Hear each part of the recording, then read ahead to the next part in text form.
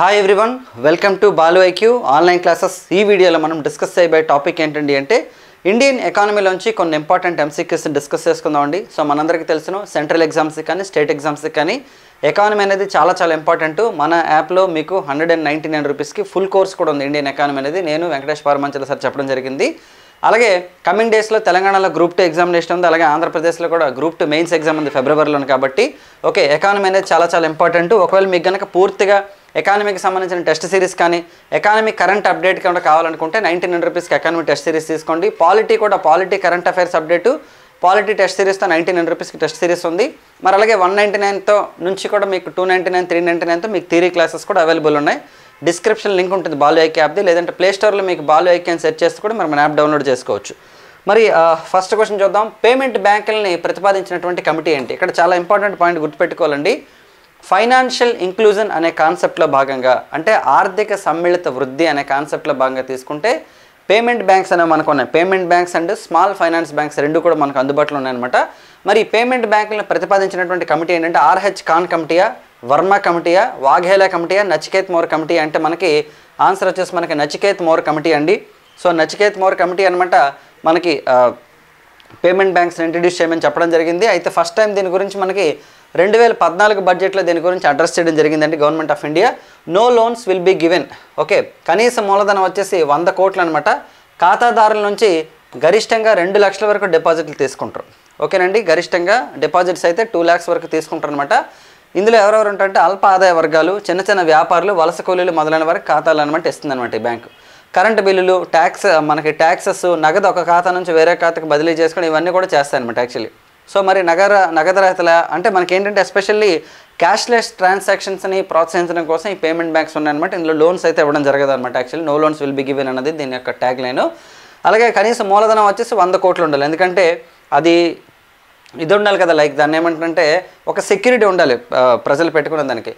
So అయితే loans అయితే ఇవ్వకూడదండి. మరి ఇండియాలో మొట్టమొదటి పేమెంట్ బ్యాంక్ ఏంటంటే మనకి ఎయిర్టెల్ బ్యాంక్ అనమాట యాక్చువల్లీ. ఓకేనండి, డిపాజిట్ చేసినటువంటి నగదు వివిధ రకాల చెల్లింపులకైతే వాడుకోవచ్చు అనమాట యాక్చువల్లీ. ఓకే, అది so Paytm, Airtel money, India post, Jio payment, Fino payment ఇవన్నీ కూడాను. సో ఇవేంటి ఫాలో అవ్వాలంటే మనకి రిజర్వ్ బ్యాంక్ ఆఫ్ ఇండియా ద్వారా ఉన్నటువంటి ఏదైతే క్యాష్ రిజర్వ్ రేషన్ కానీ, లేదంటే స్టాట్యుటరీ లిక్విడ్ రేషన్ కానీ, నెక్స్ట్ వచ్చేసి మనకి క్యాపిటల్ రిస్క్ అసెట్ రేషన్ కానీ ఇవన్నింటినీ కూడా అనమాట మెయింటైన్ చేయాల్సినటువంటి అవసరం ఉంటుంది రిజర్వ్ బ్యాంక్ ఆఫ్ ఇండియా ద్వారా. సో మరి ఇక్కడ ఏంటంటే 2021-22లో ఓకే ఈ పేమెంట్ బ్యాంకులకు అనమాట షెడ్యూల్డ్ బ్యాంకుల హోదా కూడా కల్పిస్తామని చెప్పారు. మనకి రిజర్వ్ బ్యాంక్ ఆఫ్ ఇండియాకి షెడ్యూల్ నెంబర్ 2లో, ఎందుకంటే ఆర్బీఐ యాక్ట్ ప్రకారం 1949 యాక్ట్ ప్రకారం తీసుకుంటే ఏదైతే మనకి అంటే 1949లో మనకి నేషనలైజ్ చేస్తారు రిజర్వ్ బ్యాంక్ ఆఫ్ ఇండియాని. సో షెడ్యూల్ 2లో ఏదైతే రెండవ షెడ్యూల్లో ఉంటాయి ఆ బ్యాంకులకి ఏదైతే హోదా ఉందో, ప్రజెంట్ ఉన్నటువంటి కమర్షియల్ అండ్ నేషనలైజ్ బ్యాంక్స్కి ఎలాంటి హోదా ఉందో అది ప్రకటిస్తామని చెప్పేసి మనకి 2021లో మనకి అనౌన్స్ చేసింది అనమాట reserve bank of India. So మరి ఇందులో ఇంపార్టెంట్ది పేటిఎం బ్యాంక్ అనమాట ఇస్తామని చెప్పారు. రైట్, మరి నెక్స్ట్ క్వశ్చన్ చూద్దామండి. క్రింది వాళ్ళ సరికానిది which of the following is not true? RBI governor నియమించేది కేంద్ర ప్రభుత్వం అంట. ఓకే, ఆర్బీఐ పాలక మండలిలో సభ్యుల సంఖ్య 20 మంది అంట. ఆర్బీఐ యొక్క ఆర్థిక సంవత్సరం జూలై 1 నుంచి జూన్ 30 అట. ఆర్బీఐని హిల్టన్ యంగ్ కమిటీ సిఫార్సుల మేరకు ఏర్పాటు చేస్తారు. ఇందులో కరెక్ట్ కానిది ఏంటంటే ఆర్బీఐ ఫైనాన్షియల్ ఇయర్ అండి. వాస్తవానికి తీసుకుంటే ఆర్బీఐ ఫైనాన్షియల్ ఇయర్ అనేది మారిపోయింది. April 1 నుంచి March 31 అనమాట. ఒకప్పుడు మనం ఇచ్చినటువంటి ఫైనాన్షియల్ ఇయర్ జూలై 1, జూన్ 30 మనకి మార్చడం జరిగిందనమాట యాక్చువల్లీ. మరి తీసుకుంటే ఓకే మిగతా ఒకసారి అబ్జర్వ్ చేసినట్లయితే ఆర్బీఐ గవర్నర్ని అపాయింట్ చేసేది సెంట్రల్ గవర్నమెంట్ అండి. క్యాబినెట్ కమిటీ ఆన్ అపాయింట్మెంట్స్ ఏదైతే ఉంటుందో ప్రధానమంత్రి గారి నేతృత్వంలో ఆ కమిటీ డిసైడ్ చేస్తుంది. ఆర్బీఐ గవర్నర్ యొక్క టెన్యూర్ వచ్చేసి 5 years ఉంటుంది. అలాగే ఆర్బీఐలో ఉన్నటువంటి గవర్నింగ్ కౌన్సిల్ ఎంత అంటే మనకి 20 members ఉంటారు. గవర్నర్ తర్వాత మనకి 4 డిప్యూటీ గవర్నర్లు ఉంటారు, తర్వాత 15 మంది డైరెక్టర్లు ఉంటారు అనమాట. యాక్చువల్లీ మొత్తం 20 members ఉంటారు గవర్నింగ్ కౌన్సిల్. అలాగే ఎంపీసీ కమిటీలో అయితే 6 members ఉంటారండి, మానిటరీ పాలసీ కమిటీ అనమాట. మరి ఆర్బీఐను రికమెండ్ చేసింది ఎవరంటే హిల్టన్ యంగ్ కమిటీ ఇచ్చినటువంటి రికమెండేషన్స్ ప్రకారం 1934 ఆర్బీఐ యాక్ట్ ప్రకారం తీసుకుంటే మనకి 1935 ఏప్రిల్లో అయితే మనకి ఎస్టాబ్లిష్ చేయడం రిజర్వ్ బ్యాంక్ ఆఫ్ ఇండియాని. మరి ఆర్బీఐ నేషనలైజ్ చేసిన 1949లో భారతదేశంలో నేషనలైజ్ చేసిన మొట్టమొదటి ఆర్గనైజేషన్గా చెప్పొచ్చు ఆర్బీఐ అనమాట. ఇనీషియల్గా దీన్ని కలకత్తాలో ఏర్పాటు చేస్తే తర్వాత ముంబైకి షిఫ్ట్ చేస్తారు 1937లోనే యాక్చువల్లీ. ఓకే, అలాగే నేషనలైజేషన్ అంటే తెలిసి మీ అందరికీ ప్రభుత్వం ఏంటంటే ప్రైవేట్ ఆస్తులను ప్రభుత్వం పాలన చేసుకుంటే దాన్ని నేషనలైజేషన్ అంటారు. ప్రైవేట్ ఆస్తులను కనుక ప్రభుత్వం యొక్క ఆస్తులను కనుక ప్రైవేట్ సెక్టర్కి అమ్మాలనుకుంటే దాన్ని పెట్టుబడుల ఉపసంహరణ అంటారు, దాన్ని డిస్ఇన్వెస్ట్మెంట్ అంటారు అనమాట యాక్చువల్లీ. ఓకే, ఇండియాలో ఆర్బీఐ తర్వాత చాలా నేషనలైజ్ చేశారంటే మనకి ఎస్బీఐ నేషనలైజ్ చేశారు 1955లో, ఇంపీరియల్ బ్యాంక్ని ఎస్బీఐగా మార్చడం జరిగింది. 56లో ఎల్ఐసి నేషనలైజ్ చేశారు. 69లో 14 బ్యాంక్స్ నేషనలైజ్ చేశారు. మళ్ళీ 80లో చేశారు. మళ్ళీ 73లో మనకి general insurance corporation of India nationalise చేశారు. ఇలా చాలా జరిగాయి అనమాట. 1991 తర్వాత అంటే ఎల్పిజి రిఫార్మ్స్ తర్వాత అనమాట చాలా వరకు మనకి ప్రైవేటైజేషన్ అనే కాన్సెప్ట్ అయితే మనకి ఇంట్రడ్యూస్ చేయడం జరిగిందనమాట. చాలా చాలా ఇంపార్టెంట్ ఆర్బీఐకి సంబంధించి. మరి ఆర్బీఐ ఫంక్షన్స్ ఏంటి, ఆర్బీఐ మానిటరీ పాలసీ ఏంటి, అలాగే ఇంటర్నేషనల్ ఓకే మనకి ఫైనాన్షియల్ ఆర్గనైజేషన్స్ ఏంటి, ఇవన్నీ కూడా మనం ఆర్బీఐ అంటే బ్యాంకింగ్ అనే టాపిక్లో డిస్కస్ చేయొచ్చు అనమాట. యాక్చువల్లీ ఆల్రెడీ బ్యాంకింగ్ కూడా స్టార్ట్ అయింది, మానిటరీ పాలసీ కూడా చెప్పడం జరిగింది యాప్లోనే. సో నెక్స్ట్ క్వశ్చన్ చూద్దామండి. భారతీయ మహిళా బ్యాంకును ఓకే ఏ సంవత్సరంలో ఎస్బీఐలో విలీనం చేశారంట. సో ఉమెన్ మనకి బ్యాంక్ ఏదైతే ఉందో మనకి ఓకే ఇండియన్ మనకి ఉమెన్ బ్యాంక్ ఏదైతే ఉందో దాన్ని ఏ సంవత్సరంలో స్టేట్ బ్యాంక్ ఆఫ్ ఇండియాలో మనకి విలీనం చేశారు. చాలా బ్యాంక్స్ మెర్జింగ్ జరిగింది కదండి మనకి. అలా మెర్జింగ్లో భాగంగా ఎస్బీఐ యొక్క అసోసియేటెడ్ బ్యాంక్స్ని అలాగే ఉమెన్ బ్యాంక్ని కూడా మనకి ఎస్బీఐలో విలీనం చేశారనమాట. ఎప్పుడంటే ఏ సంవత్సరం చూద్దాం, 2015, 16, 17, 19 అండి. 2017 2013 నవంబర్ 19న మనకి స్టార్ట్ చేశారనమాట. యాక్చువల్లీ మన్మోహన్ సింగ్ గారి ప్రభుత్వం ఉన్నప్పుడు 2013 నవంబర్ 19 అనమాట స్టార్ట్ చేశారు. నవంబర్ 19 వచ్చేసి ఇందిరాగాంధీ గారి యొక్క జయంతి అనమాట. సో ఆ రోజు మనకి ప్రారంభించడం జరిగిందన్నమాట. 2013లో ప్రారంభించారు. ఓకే, అయితే మరి 2017లో ఏం చేస్తారంటే విలీనం చేస్తారనమాట. యాక్చువల్లీ ఒకసారి చూద్దాం. ఓకే, కేంద్రం యొక్క వాటా అనమాట ఇందులో మొత్తం 100% ఉండేది. మూలధనం వచ్చేసి 1000 కోట్లతో ప్రారంభించారండి. అలాగే ప్రధాన కార్యాలయం ఢిల్లీలో ఉండేది. ట్యాగ్ వచ్చేసి ఎంపవరింగ్ ఉమెన్, ఎంపవరింగ్ ఇండియా అనే ట్యాగ్ లైన్తో అనమాట మనకి ఉమెన్ బ్యాంక్ అయితే స్టార్ట్ అయింది. అప్పట్లో మనకి చైర్పర్సన్గా వచ్చేసి ఉషా అనంత సుబ్రహ్మణ్యన్ గారు ఉండేవారనమాట. మరి ప్రధానమంత్రి ఓకే జనధన్ మేరా ఖాతా ఓకే భాగ్య విధాత పేరుతో అనమాట మనకి ఉండేదన్నమాట. యాక్చువల్లీ మరి ఇక్కడ అబ్జర్వ్ చేస్తే ప్రపంచంలో ఉమెన్ బ్యాంక్ని ప్రారంభించిన మొట్టమొదటి దేశం వచ్చేసి పాకిస్తాన్. యాక్చువల్లీ రెండో దేశం వచ్చేసి టాంజానియా అండి. తర్వాత భారతదేశం మహిళల కోసం మహిళా యాజమాన్యంలో మహిళా సిబ్బందితో నిర్వహించే బ్యాంక్ దీన్ని మనకి ప్రారంభించడం జరిగిందనమాట. సో సాధారణ బ్యాంకుల వలె అంటే మనకి ఉమెన్ స్టాఫ్ ఉండడం, నెక్స్ట్ ఉమెన్ నేమ్ ఉన్నప్పుడు కూడా లోన్స్ అవి మాత్రం అందరికీ ఇచ్చేవారు అనమాట. యాక్చువల్లీ ఓకే అక్కడ. సో అయితే పురుషులు కూడా లోన్స్ అయితే ఇచ్చేవారండి యాక్చువల్లీ మనకి. అయితే తర్వాత ఏం చేస్తారంటే 2017లో అనమాట మనకి బ్యాంకుల విలీనంలో ప్రతిపాదనలో భాగంగా ఉమెన్ బ్యాంక్ని తీసుకొచ్చి మనకి స్టేట్ బ్యాంక్ ఆఫ్ ఇండియాలో అయితే విలీనం చేయడం జరిగింది. మేబీ దీని మీద క్వశ్చన్ అడగచ్చు, ఎప్పుడు ప్రారంభించారని అడగచ్చు, ఎప్పుడు విలీనం చేశారు అడగచ్చు, లేదా ఏ బ్యాంకులో విలీనం చేశారని అడగచ్చు. చాలా ఇంపార్టెన్స్ ఖచ్చితంగా ఉంటుంది దీనికి. లేదంటే మనకి స్టేట్మెంట్స్ ఇస్తూ ఆ స్టేట్మెంట్స్లో భాగంగా మనకి ఉమెన్ బ్యాంక్ గురించి కూడా అడిగే అవకాశం ఉంది. చైర్పర్సన్గా ఉషా అనంత సుబ్రహ్మణ్యన్ గారు, అలాగే వాటా వచ్చేసి 100%. వీటన్నింటిలో అలాగే ఫస్ట్ ప్రారంభించినటువంటి దేశం ఏదని కానీ లేదంటే మనం ఎన్నో దేశం అని కానీ మనకు అడిగే అవకాశాలు ఉంటాయన్నమాట. చాలా ఇంపార్టెంట్. సో నెక్స్ట్ అండి, రెపో రేట్ కనుక పెంచితే ఏమవుతుందంట. Repo rate it's part of MPC అండి. ఎంపీసీ అంటే మనకి మానిటరీ పాలసీ కమిటీ అనౌన్స్ చేసే దానిలో వన్ ఆఫ్ ది మెజర్స్ అనమాట. యాక్చువల్లీ రెపో రేట్ పెంచితే ఏమవుతుంది ఒకసారి చూద్దాం. ద్రవ్యోల్బణం తగ్గుతుందంట, ఇన్ఫ్లేషన్ తగ్గుతుందట, బ్యాంకులు కూడా వడ్డీ రేట్లు పెంచుతాయంట, బ్యాంక్స్ కూడా వడ్డీ రేట్లు పెంచుతాయంట. రుణాలపై వడ్డీ రేట్లు పెరిగితే కానీ డిపాజిట్లపై వడ్డీ రేట్లు పెరగబట్ట ఏ అండ్ బి అంట. సో ఆన్సర్ వచ్చేసి ఏ అండ్ బి కరెక్ట్ అండి, ఎందుకంటే ఇది రాంగ్. ఎందుకంటే ఇప్పుడు రెపో రేట్ అంటే అర్థం ఏంటి, మనకి షార్ట్ టర్మ్ లోన్స్ బ్యాంకులు అనమాట, అంటే కమర్షియల్ బ్యాంక్స్ అనేవి షార్ట్ టర్మ్ పీరియడ్కి అనమాట రిజర్వ్ బ్యాంక్ ఆఫ్ ఇండియా నుంచి తీసుకునేటటువంటి డబ్బులు. ఓకే, వీటిని మనం రెపో అంటుంది. 1992లో మనకి ఇంట్రడ్యూస్ చేశారు. రివర్స్ రెపో రేట్ అయితే 1996, రీపర్చేజ్ ఆఫర్ రేట్ అని కూడా అంటారు రెపో రేట్ని యాక్చువల్లీ. మరి 92లో మనకి రెపో రేట్ ఇంట్రడ్యూస్ చేశారండి. ఓకే, ఎందుకంటే బ్యాంక్ రేట్ అనేది కొంచెం ఎక్కువగా ఉండేదన్నమాట యాక్చువల్లీ. అందుకనే దాని ప్లేస్లో మనకి షార్ట్ టర్మ్ ట్రాన్సాక్షన్స్ కోసం వచ్చేసి ఓకే అడ్జస్ట్మెంట్స్ కోసం అంటే లిక్విడిటీ అడ్జస్ట్మెంట్ ఫెసిలిటీలో భాగంగా మనకి ఈ రెపో రేట్ ఇంట్రడ్యూస్ చేయడం జరిగిందనమాట యాక్చువల్లీ. ఎల్ఏఎఫ్ అంటారండి.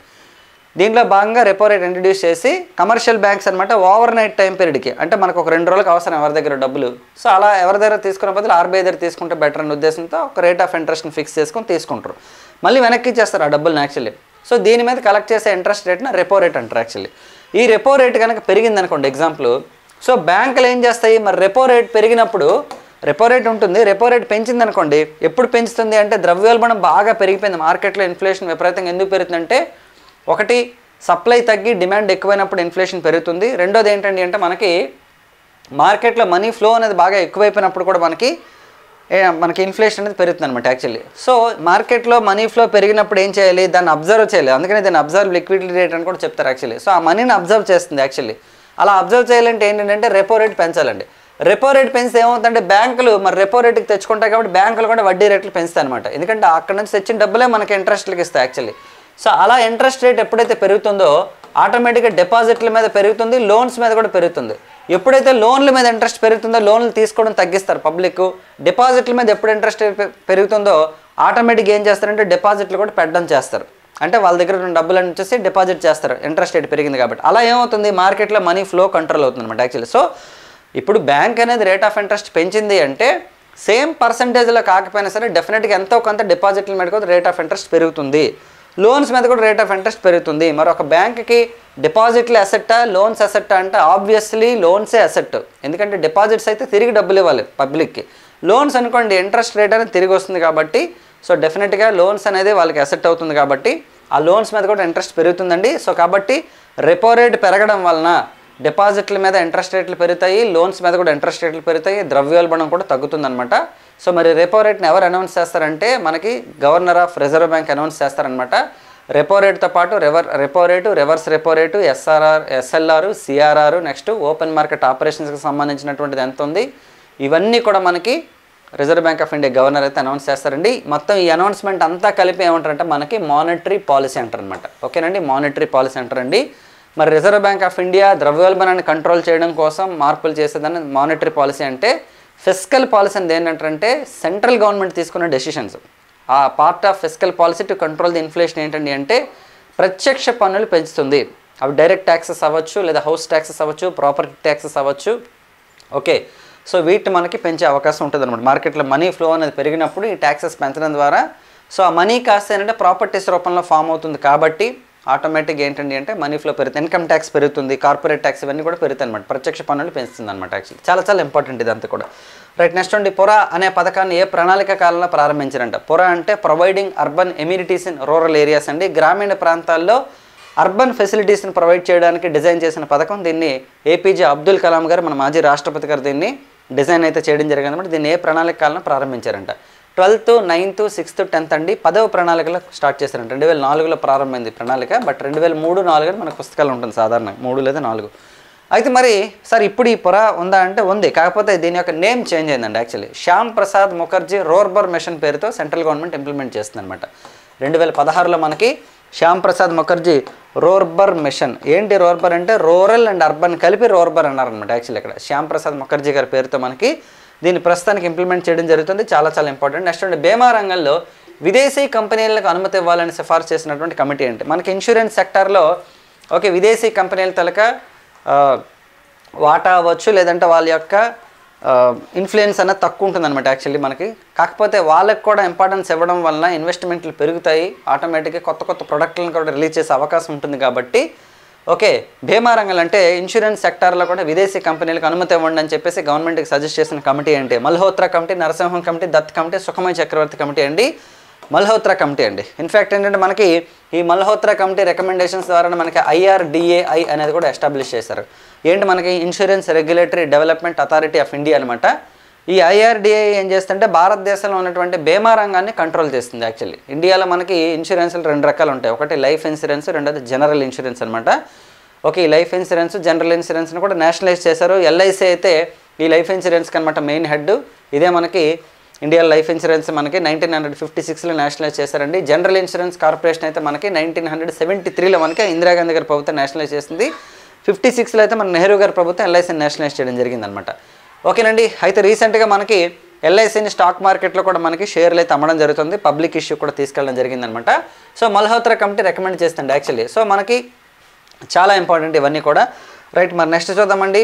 తొలిసారిగా సమ్మిళితం అనే భావన భారతదేశ ప్రభుత్వం ఏ సంవత్సరంలో ప్రకటించింది. ఇంక్లూజివ్నెస్ అంటారు అనమాట. ఏంటి సమ్మిళితం అంటే అన్ని వర్గాలనే కలుపుకొని వెళ్ళడాన్ని సమ్మిళితం అంటారు యాక్చువల్లీ.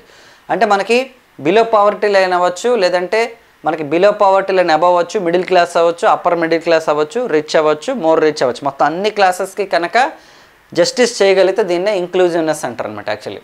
ఓకేనండి, సో ఈ ఆర్థిక సమ్మిళితం లేదా సమ్మిళితం అనే కాన్సెప్ట్ వచ్చేసి మనకి 2 రకాలుగా ఉంటుంది, సోషల్గా అండ్ ఎకనామికల్గా అనమాట. సాంఘికంగా కూడా అందరినీ మనం అంటే మంచిగా ఉంచాలి, అలాగే ఎకనామికల్గా కూడా వాళ్ళకి అన్ని అవకాశాలు ఇవ్వాలనే కాన్సెప్ట్నే ఇంక్లూజివ్నెస్ అనమాట. మరి దీన్ని తొలిసారిగా ఎప్పుడు ప్రకటించారంటే 1999, 2000, 2000, 2001, 2002, 2003, 2003, 2004 అంటే ఫస్ట్ టైం 2000 అండి.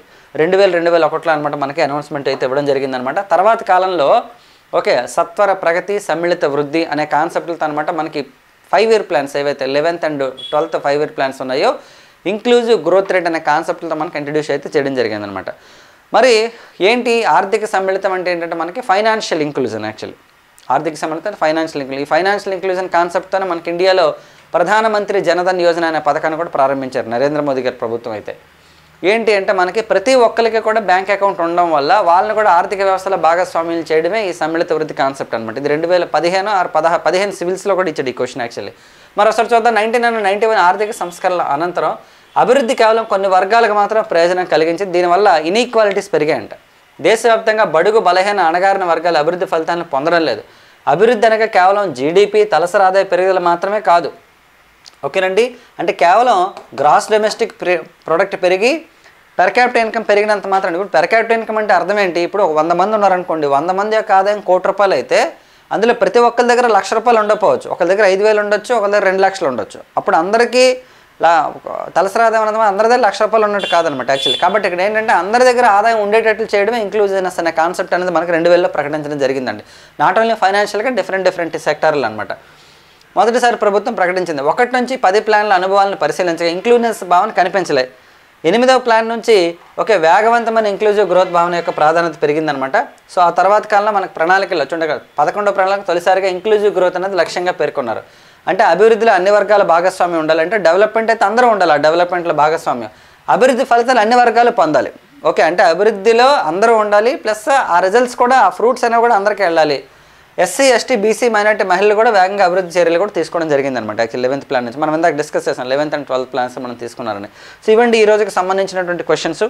మీకు ప్రణాళిక సంఘం అవ్వచ్చు, బ్యాంకింగ్ అవ్వచ్చు, ఇంటర్నేషనల్ ట్రేడ్ అవ్వచ్చు, అగ్రికల్చర్ టాపిక్ అవ్వచ్చు, ఇవన్నీ కూడా నేను ఆల్రెడీ చెప్పేశాను.